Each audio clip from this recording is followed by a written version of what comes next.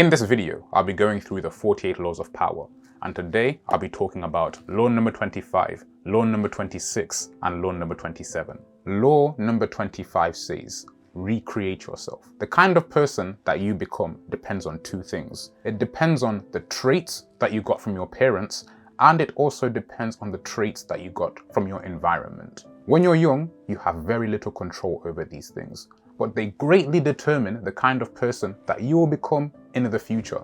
If you grow up with nice parents and in a nice environment, people might say you are destined for greatness. But if you are not born with these things, people might say you're doomed to fail. Well, let me tell you this. Nobody is doomed to fail.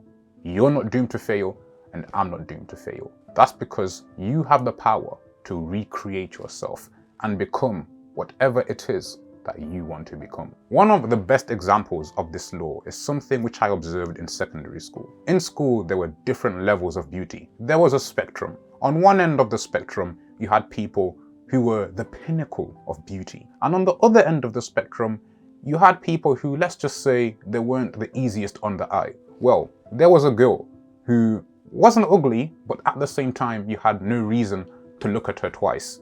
And she knew this. She wasn't part of the popular girls, she did not get much attention from guys, and half the school didn't even know her name. But rather than complain about the things that she couldn't control, because you can't control what you look like, she focused on the things which she could control. So she studied more and became more intelligent. She made sure that she treated people with kindness and respect. She was friendlier, and she got attention this way. Rather than focusing on the things that she couldn't control, she focused on the things which she could control. 10 years down the line, she is now much funnier than she was in school. She is now much more kind, she is much more caring, and she can adapt to any social situation regardless of the people that she is talking to. She has mastered the law of recreating yourself. By recreating yourself, it means you are deciding to be intentional about the kind of person that you will become, regardless of your background. You may have a background of bad habits. You can recreate yourself by developing good habits. You may have a background of being surrounded by people who are negative, who are cynical, who are critical. You can recreate yourself by developing a new network of people who are positive and who are supportive. The application of this law is endless. Recreate yourself. Law number 26 says, keep your hands clean. Your reputation is one of the most important things that you have. Guard it with your life. You may have not done anything wrong. You may be completely innocent. But if people believe that you have done a crime, you will be treated as though you are guilty. That's why you must do everything in your power to keep your hands clean. Maintain your respect, maintain your integrity, and maintain your credibility. One of the best demonstrations of this law which I've seen is by Steve Jobs. We all know Apple to be a very profitable company that releases phenomenal products.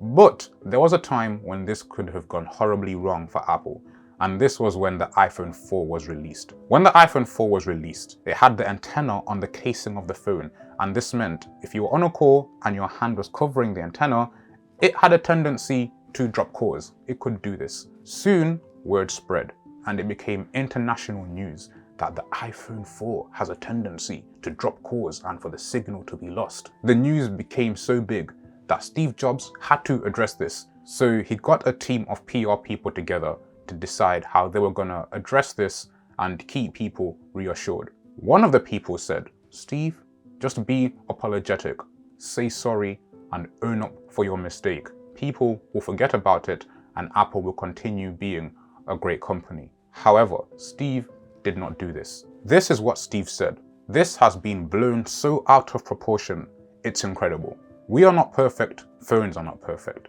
but we want to make our users happy. He then went on to say that all phones drop calls from time to time, and the iPhone was actually better than other phones in this department. However, it was true that it was a tiny bit worse than other iPhones which had been made before. So, Steve offered that anybody who wanted could return their phone, no questions asked, free of charge, or they could get a free bumper case and this would completely eliminate the problem. He was straightforward and he framed it as a problem which other phone manufacturers had as well.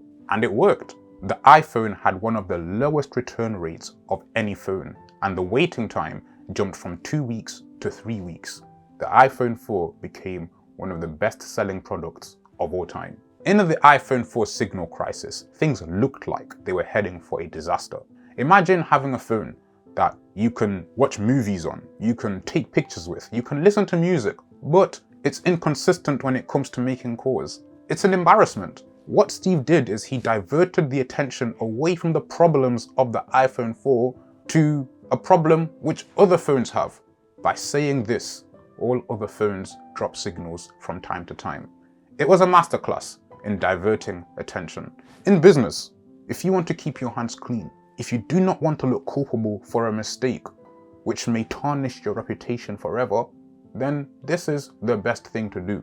That being said, you need to be aware when people are trying to use this law to cover up for their personal mistakes. If you ever confront somebody about something and you see them doing this, you see them trying to keep their hands clean, you see them trying to divert attention from their wrongdoing to other things, let them know that you know what they're doing and do not let them get away with it. Law number 27 says, play on people's need to believe to create a cult-like following. In other words, to create a cult-like following, play on people's need to believe. Deep within them, everybody has a need to believe something. For some people, this belief is their religion or their faith, and for other people, this belief is their favorite sports team. Whatever it is, everybody has a deep desire to believe in something which is bigger than themselves. If you want to create a cult-like following, if you want masses of people to follow you and to bend to your will, you must exploit this need to believe. This isn't something which I'm saying you should go out and do, obviously, but there are people and organizations who not only want to do this, but they are doing this, and you must know their dirty tactics to avoid being exploited. A key technique is to emphasize the visual and the sensual over the intellectual. This basically means placing a lot of emphasis on luxuries. People who are trying to create a cult-like following will flaunt the luxuries that they have, the enormous houses which they live in, the luxury cars that they drive, the expensive jewelry which they wear. By dangling these things in front of people, it makes it so easy to manipulate them, because everybody wants to live that kind of lifestyle. I want nice clothes, I want a nice house, I want a nice car. Who doesn't? So if someone has all these things, it's easy to fall into the trap of thinking that everything that they're saying has to be correct. How can they be wrong if they have this lovely car which I want? How can they be wrong if they live in this house which I want to live in? How can they be wrong if they live this lifestyle that I too desire? Well, they can be wrong. They can be very wrong indeed. This trick is used all the time by ministers in mega churches. Now, I'm not against churches. I'm a Christian myself and I try to live by all the principles. But we cannot hide from the fact that this is what is done.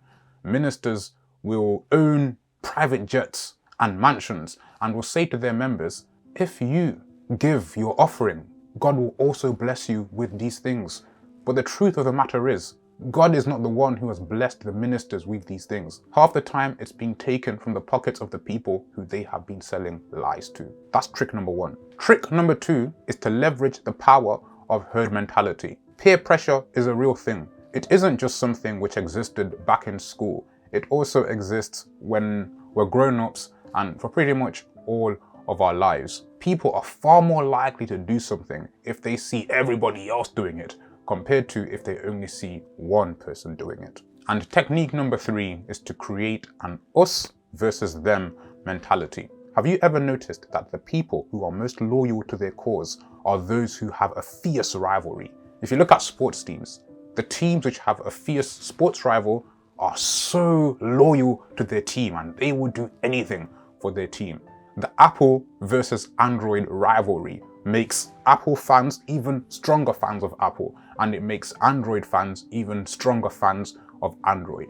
simply because there is a rivalry. There is an us versus them mentality. Those are a few of the techniques used to create a cult-like following which you need to be aware of. Now I know cults do not exist anymore. You're not going to see a cult like back in the day where you see people in hooded cloaks drinking blood. But the same ideas do exist. There are cult-like things that happen. It could be the media trying to promote a certain agenda.